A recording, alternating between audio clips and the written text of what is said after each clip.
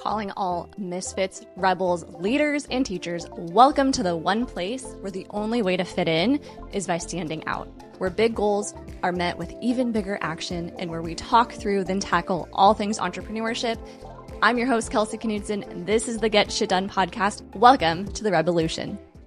Well, today we're getting just a little morbid. We're not going to stay there, but I have a question for you.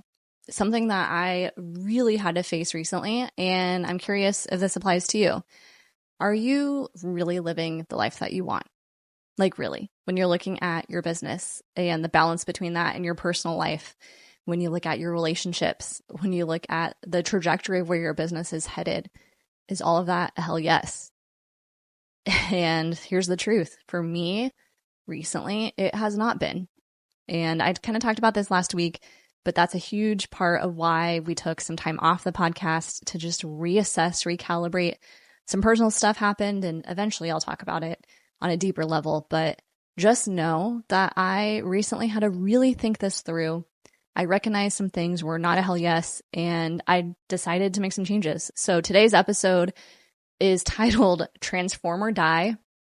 And really, it comes down to that. Like, if you are unhappy or even just bored of where you're at right now, you have the permission. You also have the skills and the tools, and it has to kind of come from you to make a change. And we're going to talk about that. I'm going to share why you may be in that season, how you can kind of tell. And we're going to talk through how I made those adjustments personally in my life and also professionally in my business to just recalibrate, realign, and bring everything into a hell yes energy. You ready? Let's jump in. So first things first, we're going to talk about me, which means we're going to talk about you and your personal life. My business, my clients specifically, have been a hell yes. I've cultivated and found a way to attract my dream people. I'm working with my dream people. I really feel that in my bones. And I know this because when their names pop up in Voxer, when I look on my calendar and we have a call or a meeting scheduled, they're all total hell yeses. The problems that they have, their personalities, just their approach to business, their willingness to take action, their authenticity, all of those things align. That is undeniable. But there's some things that were not a hell yes. And again, I'm going to talk personally first, then we're going to jump into business. But personally, I recognize like my entire life was just wrapped around my business. And I still struggle with this. Like, if I'm completely honest with you, I love working. I love what I do. But I was recently put in a situation where personally, I just couldn't. I didn't want to. And that was scary to me because it's like, okay, if I don't have this thing right here, what do I have? Who am I? What's left? And I was faced with those questions. So personally, I recognized things were not a hell yes. And on a very basic level, it started and stopped with me. I realized I wasn't prioritizing myself and my health and my self-care at the level of anything else. And I've shared this multiple times on this podcast that I've struggled with that. And I was just in a rut where it wasn't prioritizing me at all. And the first step in that transformation process was recognizing it. Like, I mean, not that I'm dying. I'm fine, I promise. But just the idea of like nothing changes if nothing changes, and that it's on me to make this big change. And in the seasons of life and business where I felt my best, I know what those activities are. I know what those priorities are. I know what results I get when I'm fueling my body and my mind and putting myself first. And then I'm able to execute on such a higher level when I do that. So I know what I need to do. It's just, how do I do it? How do I make that change? And if I'm honest, I think a big piece of it was having this big mountain I was summiting called homeownership. I mean, we went from having a wedding and being really adamant about not going into debt, and we accomplished that. And then it was like the next mark. Okay, we want $100,000 in the savings account, and we did that. And then it was the next mark. Okay, we want to buy a house and move in, and we did that, which is so cool. And we're here. And now it's like, okay, well, now what? And I was willing to sacrifice my personal stuff for so long at the expense of those other goals because it felt like that was a higher priority. But I've learned just a huge wake-up call recently that you can have all the success in the world, you can accomplish all your goals, but if you don't have yourself as the priority and you're not taking care of yourself, mind, body, spirit, then what's the point? And yeah, that was really humbling. So I realized personally I wasn't happy with where I was at, starting with me. And that snowballs into other things like how I show up for my friends, if I show up for my friends, going and doing fun stuff, trying new things. All of that is affected when you're not on your A game. So I knew I wanted to make a change. I knew I wanted to start simple. And I'm just going to share what I did. Pretty boring, but here we go. I went through, one of the first things I did is I audited my calendar and I made some changes. And I just know where I'm at right now. Once we moved, which was at the time of this recording a month and a half ago, once we moved and kind of started getting settled in, I just paid attention to my routines and how I work my best, and Matt's routines too, because that affects me.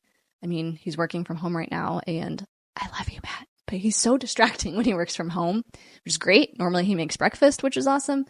But knowing that, I've adjusted my calendar just to make our lives make more sense together instead of fighting against it. So the first thing I did is I adjusted my calendar and I put lunch in there every single day. And I also went through, and if I had pre-existing meetings that conflicted, I would move that time block and make sure to honor it as best I can. I'm not perfect, but for me, that first step of putting it on the calendar was really important because it wasn't on there before, and that's not just going to happen to you. So adjusting the calendar, that was the first thing. Found it to be super helpful. No more meetings on Mondays, even with my team. I need a day to catch up from the weekend. I'm also in a season of deep work in my business where it just needs a lot of me designing, deciding, creating, and I just need guardrails on my calendar to protect that. So from a personal standpoint, that wasn't happening. I was beating myself up, and then I was working long hours when I don't need to. And so it was starting to spill in. And when I thought about gosh, when am I at my best? What personally is most important to me? I realized the thing that was getting in the way was not having a solid game plan with my business and clarity on what for sure needs to happen versus not. And then also setting up my schedule to support that. So the other piece of the puzzle in the calendar was hard stop at 4. 3, I believe, is my ideal. But if I'm pushing it, if I'm really going crazy and going for it, 4 o'clock. Reason being, we go to the gym after that. And where's the gym? It is in the garage. So another hack, and this was both Matt and I wanted a home gym. We were really excited about the idea of one. We actually really wanted a 3-car garage for that reason. And we've built this home gym that is awesome. We're not quite done, but we're close. And I love having a home gym. I'm obsessed. I think it's amazing. We both love it. We use it a ton. When he's not able to, I still go. And I just think it's been so helpful and motivating having our own space that's close and convenient too. And it's that forced shut off, because when I'm in the gym, I can't meet with my clients. I can't Voxer. I can't read emails. I just focus on being there. And that's been really beneficial too. So hack number 2 after the calendar thing is really creating that home gym, that space, that place where I can unplug. Physically, it's good for me. Mentally, it's good for me. And I've made a commitment to myself that every day I'm moving, whether the gym obviously counts. I've also decided that yard work counts. Mowing the lawn, who knew how sweaty that can be? So that counts for me. And then we have some awesome trails around us. So we've gone on some walks too. So any of those, just pick one of them. And moving every day, I find that to be super helpful for multiple reasons. And just having that hard stop at 4, take or leave it, we do it then. And then if I don't finish my to-do list, guess what? Guess who's getting up early tomorrow? So it's been really, really helpful for me to just carve that out. The other thing that's been helpful, and I've known this about myself, but I fall off sometimes, is having a morning routine. And I've tried so many different things. I've tried journaling prompts. I've tried the 5-minute journal thing. I've done the Rachel Hollis Start Today thing. And here's what works best for me. Take or leave this. You can find your own process, but go downstairs, make a cup of coffee. I love to go sit outside. We have a little patio and we have tons of birds that fly around, and it's fun to just hear them chirp, and I just love watching all of them fly around, and it's cool. It's a really cool experience. All that to say, I grab my journal, and in the journal, I write down 5 things I'm grateful for. I write down 10 goals in past tense, and in this season of life, a lot of those goals are really personal. Things like, did I pray today? Things like, did I do one thing for me today? And that's just because I let go of that for so long that I've lost it a little bit and I want to regain that. So that's what I'm prioritizing. I also have some business goals, some numbers and all of that, but just know a peek behind the curtain. That's what I'm prioritizing right now, because I know putting me first will then help me help you. And if that makes any sense, I know the best thing I can do right now in this chapter of life is take care of myself and share that message. And that's going to give me the inspiration and motivation to think clearly, create new things, and new things are coming. I'm excited about it. But all that to say, the better I am, and authentic too, but the better I am, the better I can be for you. So all that to say, the goals right now are, a lot of them are real basic. A lot of them are about me, and that's just where we're at right now. And then after the 10 goals, I write down just a really concise to-do list. Usually it's like 3 items. Today, if I'm totally honest, today's to-dos were to record all my podcast episodes. I re-recorded my intro and outro, and then I have some client check-ins after this. And that's my to-do list today. Keeps the day focused, keeps me focused. It allows me to just kind of clear my mind and get any of that clutter out. And then I typically read a little bit. I've done the 75 hard thing, we know. And currently I'm reading a book where it's easy to just knock out a chapter. So that's my morning routine. Once that's done, coffee's done, then I go start my day. And every day looks a little bit different, but by having that calendar set up to set me up for success has been super beneficial. And then that hard stop for lunch, it's hard. I mean, today lunch is happening at a weird time, but I'm honoring it. It needs to happen. My body needs it. And then that hard stop at the end of the day, those things have all just helped set me up for success, to reprioritize and remind myself what really matters here. And that's it. That's the adjustments I've made personally. I have right behind you, I have a calendar where I actually write down every meal that we're cooking. We're trying this thing where we're not going out to eat. We did go out for my birthday, but aside from that, we're not going out to eat. And also back to that movement piece, I write on the calendar every day what meal we had and what movement we did. And it's cool to see visually every day the cross off happening too. So that's another hack that's been helpful for me too. Real simple. I think on the personal side of things, just recognizing that I wanted to make some shifts and adjustments, and then making kind of a list or identifying what things needed to change, and then going about that change. And I think for me, because I've tried so many different things in the past, it was not a matter of I don't know where to start. It was just what matters most right now and how can I commit to it. So on the personal side, transform it or die. I chose not to die. I chose not to stagnate and just stay stuck. I knew I wanted change. And for me right now, it's just feeling good in my body, feeling inspired and creative. And I know that the better my health is, mind, body, spirit, the better all those things are in my business. I'm just more creative and fun, and yeah, I just do better. I know that about myself. So on the personal side, those are the changes. That's how they came to be. And if any of those are beneficial, I'd love to hear about it. But as always, we're Get Shit Done Revolution. So we're going to talk about the business side too. Some personal stuff happened that really forced me to check myself. And I'll share more when I can. Right now, I'm not ready to share that yet, but I will. And all of that to say, I've been feeling a pull in my business to make some changes for a while. In the past, I have to give some history here. In the past, I've made them kind of quick. I would say even premature, and it didn't work out. And I'm actually going to share some of the timeline with you today because I think it's important to know kind of like where my business has been through. Maybe you can relate to some of this stuff. But in the past, I've made quick business changes for the wrong reasons, out of desperation, out of this is what works for other people, so obviously it should work for me, and not honoring my why, not being clear on my values, and not putting in the hard work. I mean, part of this stuff is it just takes time. It takes consistency. It takes getting a lot of no's before you get some yeses. And there's some truth to all of that. So all that to say, I start with that. I start with that caveat because I want you to understand that this is definitely time to make some changes in my business. And there are a lot of factors that contributed to that decision. My business revenue being some of the best months ever to date, prior businesses included everything. Being in a consistent place where salary-wise, I'm paying myself the most I ever have. And I mean, granted, we have a house now, so it doesn't feel like it. But all that to say, financially, the business is on a good trajectory. Capacity-wise, I wanted to test the theory of what capacity was, and I found out. I found out what my capacity to still be an effective and good coach is.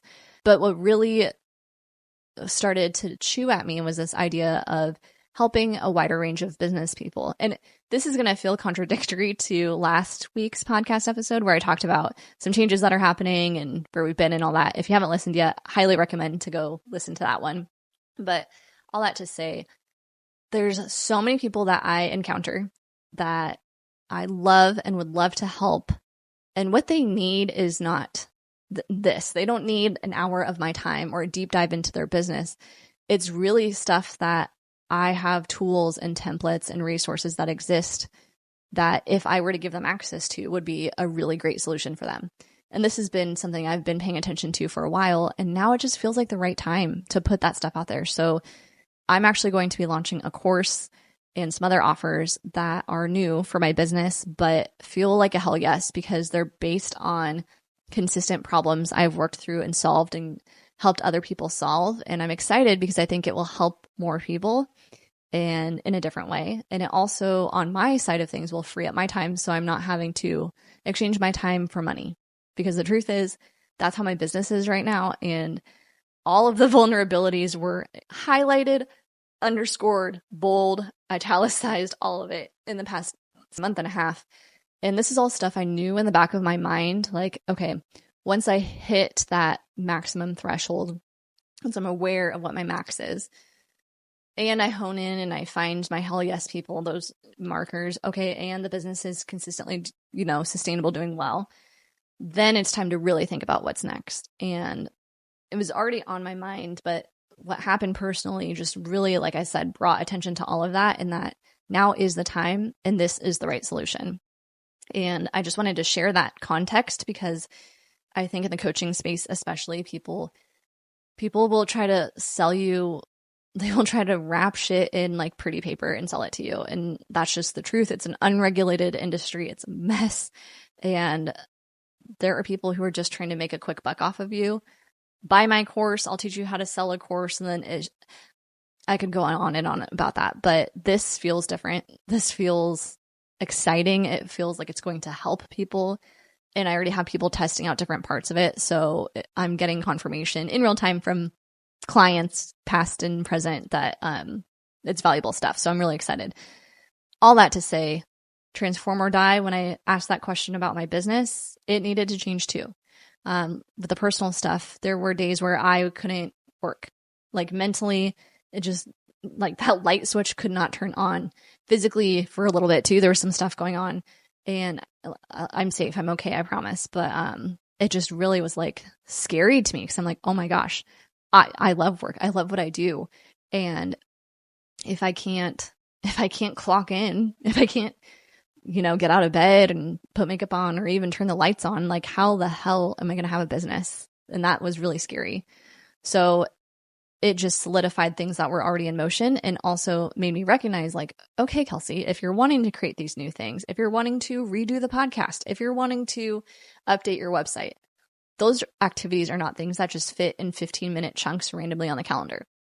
So back to when I was talking about the personal side, I also reassessed my calendar from the business side of things. If I want change, what I'm really needing is a lot of creative time. So I've totally hacked my schedule and changed it to where there are no meetings on Mondays and Fridays. I'm sorry if you've messaged me and you're like, why is it so hard to get a hold of you?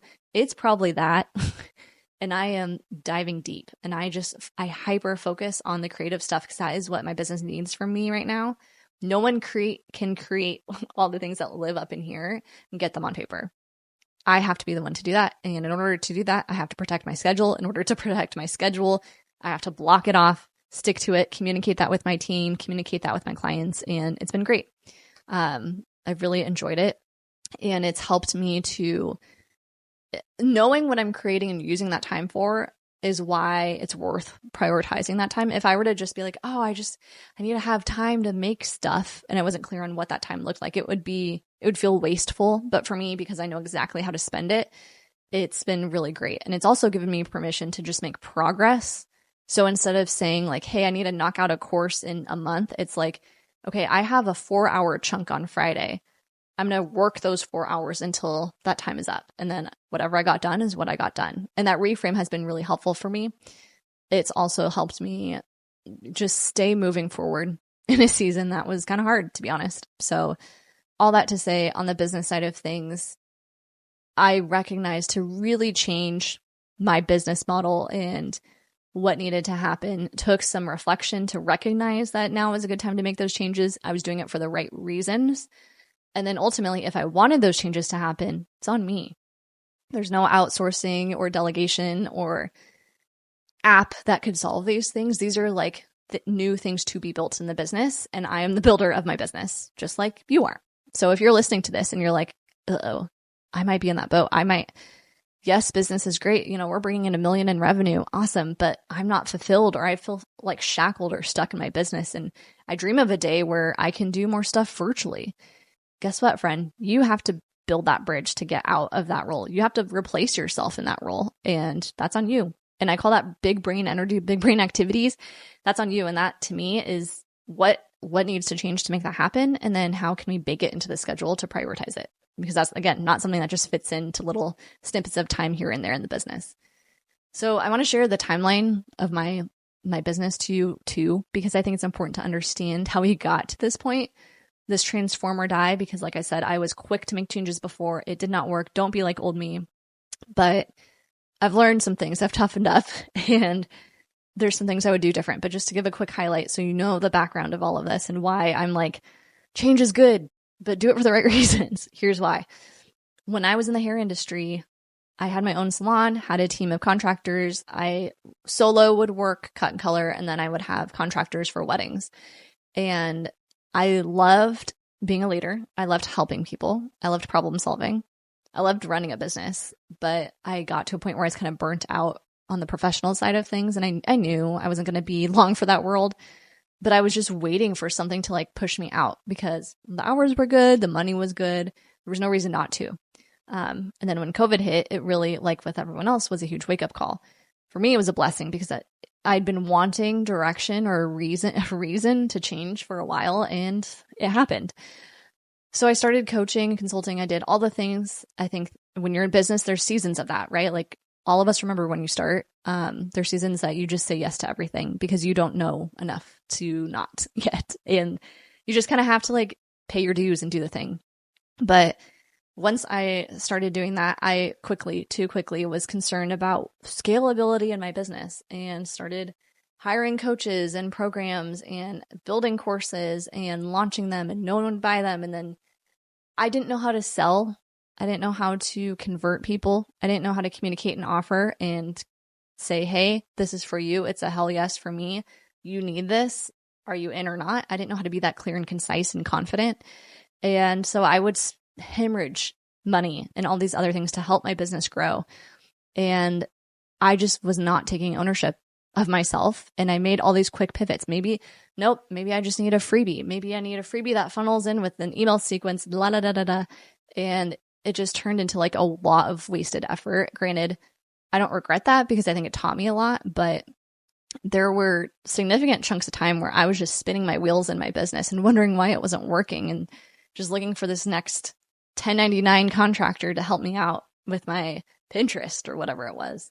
No offense to those people. They're talented at what they do, but I was looking to the wrong place for solutions when I needed to just look at myself. And that question of transform or die, it's like, that's on you. And I just did not see it in that stage of my coaching business. And it wasn't until, honestly, I had a coach tell me to audit where all my clients come from. And at that time, I was spending so much time and energy online thinking like that was the next big thing. I just need to really focus on my online presence, which is funny because we're hanging out digitally now. But all that to say, I thought that was the main quote unquote problem in my business. And when I did that audit of where all my clients come from, I want to say 90% came from networking events that I was either a part of or spoke at or something. And that just was like, oh my God, I've been taking this for granted. And once I started to shift my energy and realize like, hey, this thing's already working. What if I just do more of that? My business completely changed. And the other thing I think that helped was just cutting down the noise of like, I grounded myself from making new stuff. I was like, I am not creating new offers, pitching new things until I really mastered this one thing, which at the time was one-on-one coaching. And that's when I was talking about hitting that max and all of that stuff. And once I got to that place, then I started to pay attention to the patterns. And now I'm creating from a place of proof. Like I know this stuff works. I know there's a need for it because my clients were asking for it. And that is the difference now with these pivots in my business that I didn't have then. And the wrong reasons. I was doing it then because I didn't want to work hard. I didn't want to work as much. And I was like, if I can have multiple people in a program, then I can just make more money and then it can be evergreen and then I can just have people funneling in all the time. And that's the wrong reason to make an offer. That's the wrong reason to create a new offer and sell it. And it was disingenuous. And I think if I'm honest with myself, I think it showed. And this time around is just different. So I share that cautionary tale because the why matters. Like, yes, you can acknowledge you're not quite where you want to be and that something's got to give. Like, if you want to make that change, it's on you to do it. Like, yes, all of that stuff can be true, but the why behind it is really important. And I'm just going to leave you with this note. If you are listening to this episode and you are experiencing momentum in your business, but you're listening and you're like, I don't like where we're headed. I want to make some changes. It may mean saying no to some of that business now or stopping that momentum now in order for you to create the time and space to reinforce the business and recalibrate it in the way you actually want to go. I know for me that it kind of took that. It took like stopping the ball rolling down the hill and be like, this is awesome and amazing. And I could just keep doing this same thing over and over again, but I'm going to burn out. I'm not serving my people at the best. And I'm never going to create these other awesome resources and solutions for people that are going to be a great addition to my business and to their arsenal. So I'm doing a disservice to them and to myself by not doing that. And all that to say, I think that if you are listening and you're not where you want to be, it's time to make a change. And the change starts and stops with you. Like no one can do that for you. I can't do that for you. I just knew for me personally, I was not taking the best care of myself consistently. And it was affecting me. It meant the long days would have a very deep impact on me. And the hard days would be hard. And I just wasn't creative or excited or, in flow for a while. And that's on me. So I've learned to recalibrate personally, realign personally.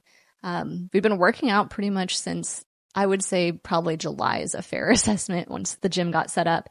But it feels good. I feel good. I feel strong. I've been documenting it just personally for us. That's been really cool and helpful. And then on the business side of things, I'm excited again. I'm building things that are exciting and I'm actually having the time and space to do it. And I think like that's the biggest thing here. If you're listening, if you're like, man, I want to make changes, but I don't have the luxury of that time. You have to create that time. And if you are listening to this and you are not prioritizing even the bare minimum of like a CEO day where you're auditing, you're not even changing, you're just looking at what's working and what's not. You need to make a change in your business. No one can do that but you. And you have to protect that time into your business because you need to know what's going on. And I know I can picture one person, you're picturing you in my head right now that needs to hear this message, but maybe there's someone else too.